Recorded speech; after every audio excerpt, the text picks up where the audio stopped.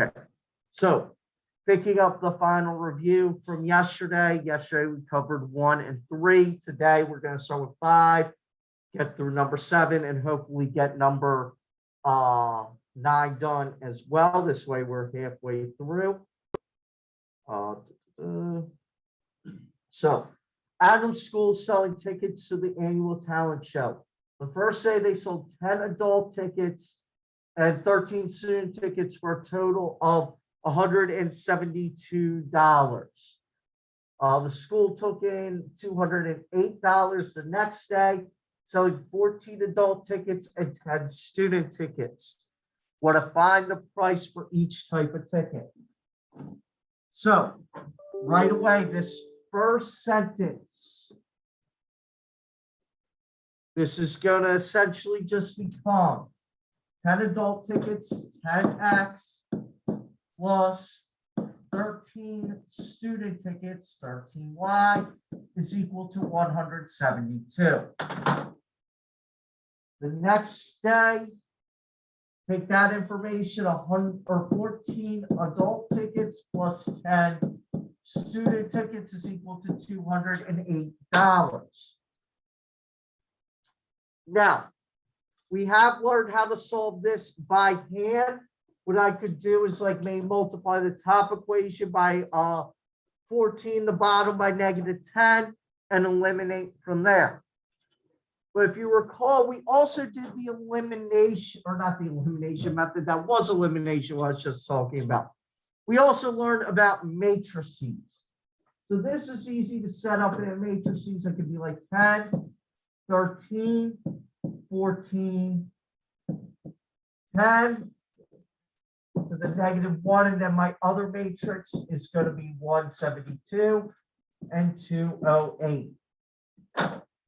Now that I have it written as matrices, remember the Desmos matrix calculator is pretty easy to use, so that's what we're going to pull up.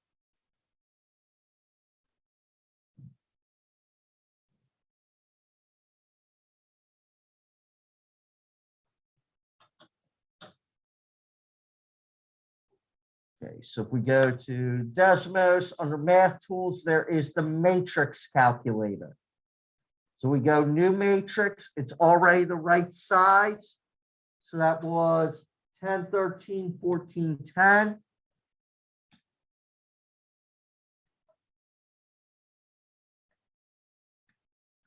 And then I need a new matrix. Now this one will only have 1 column, so I reduced the columns to 1, 172 and 208. Okay, now that I have the 2 matrices, what I'm going to do is say in the next line, A inverse of B. And that gives me 12 and 14. So that tells me I know adult tickets cost $14 or $13. Sorry. 12 and 4.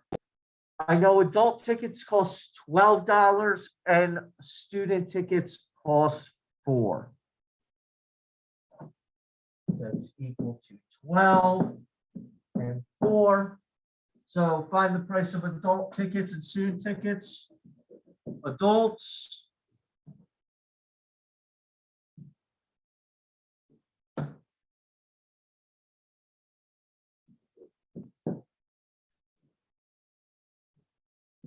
Adults. I am having a lot of trouble spelling this.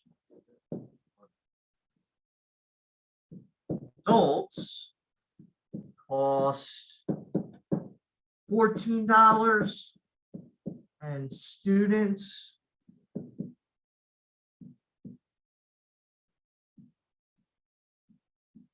are $4. Wait, no, adults cost $12. Sorry. My brain is a little slow waking up this morning. So again, I went to the Desmos matrix calculator. So yeah, if you search, yep, passes right up here. Desmos, then the word matrix. You'll get the result right there in Google.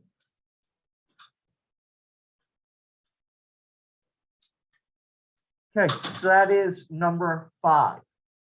So again, going back to something we did quite a bit ago, but you know, we did learn this, we did cover it, you guys did pretty well with it. Got another trig problem.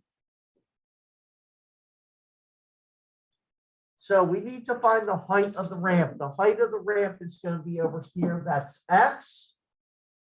So that's my opposite side. This is my hypotenuse, and I know the angle is 8 degrees. So opposite hypotenuse, right away, I know that that is sine. So I'm going to say the sine of 8 is equal to my opposite, x, over my hypotenuse, 25. Pretty easy from here. Just multiply both sides by 25, right? And then it's all in the calculator. So I get x equals 25 times the sine of 8. Again, you're going to need the calculator for that.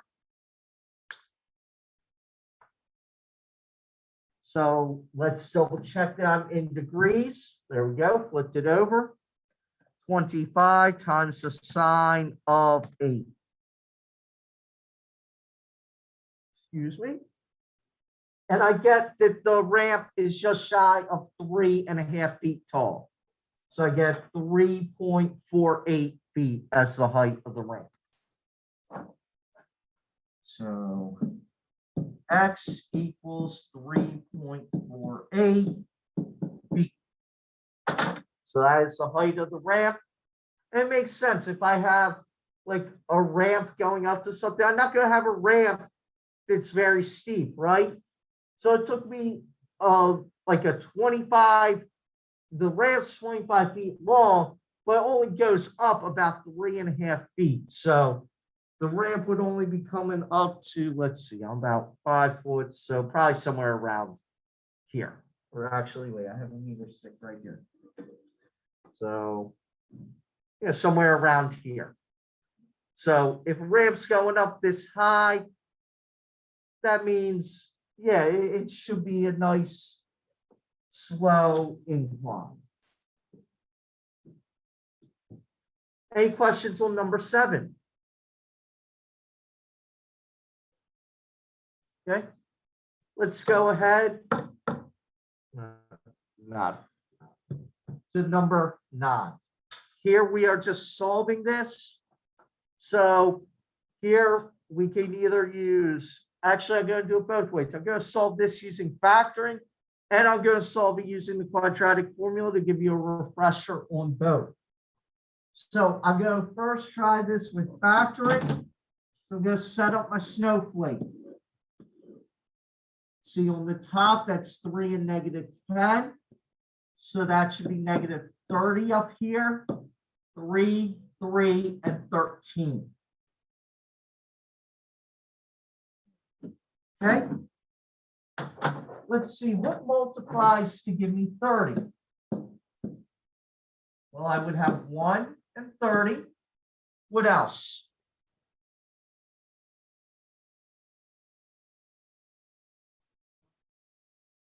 I'd have 5 and 6, yep. And think of 2 more pairs. 10 and 3, and there's 1 more.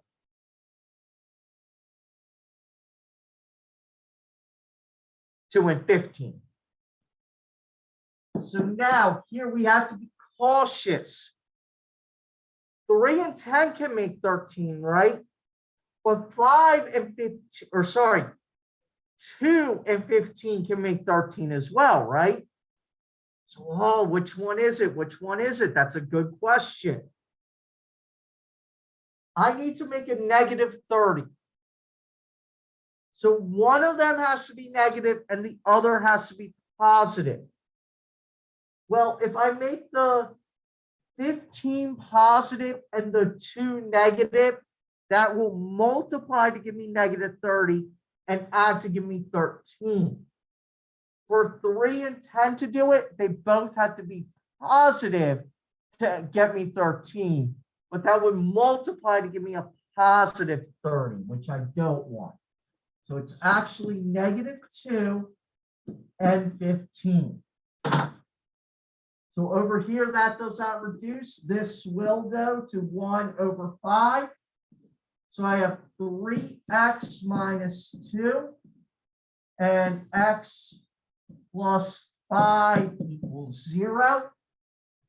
Now I'm going to split these and solve. 3x minus 2 equals 0. Add 2. 3x equals 2. I'm going to divide by 3. And I get for one answer, x equals 2/3. For the other, x plus 5 equals 0. Subtract 5.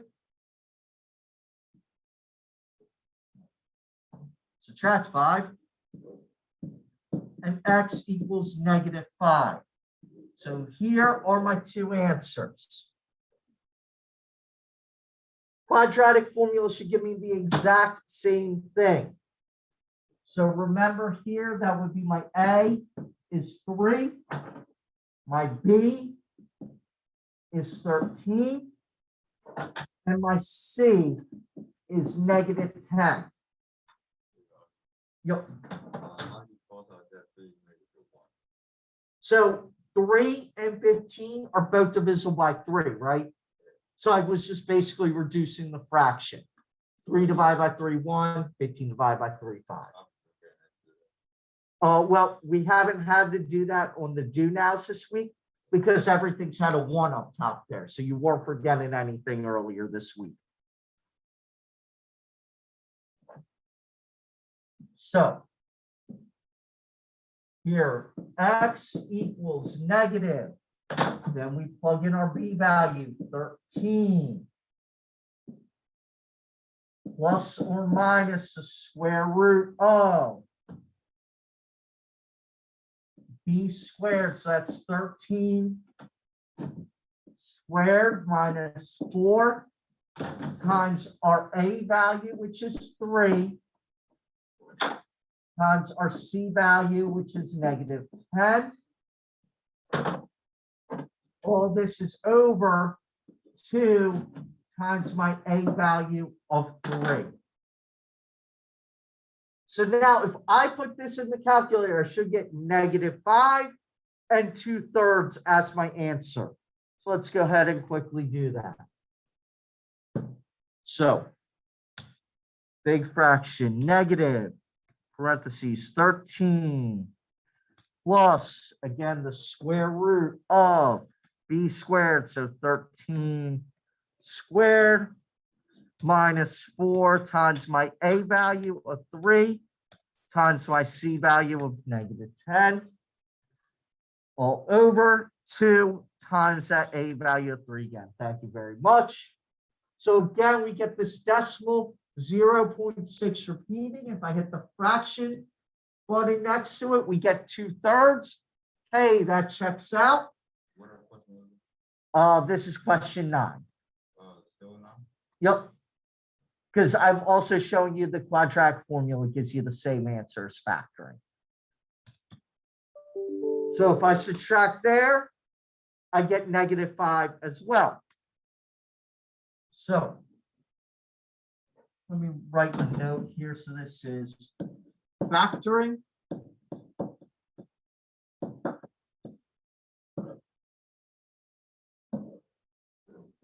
And then over here is quadratic formula.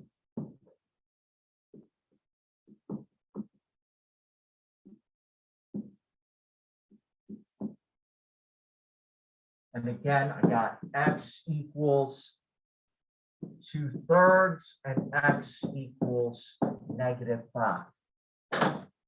So either way we do it, we get the same result, whether we do factoring or the quadratic formula. So just like the quadratic quiz we did right before break, it's literally a matter of preference. I don't care. You like the quadratic formula better, use the quadratic formula better. You like factoring better? If you can factor it, go ahead. Be my guest, use factoring. I don't care either way. So that has been about 15 minutes of our time. I'm going to give you the rest of the class to continue working on this. And tomorrow we'll hit 2 to 3 more problems.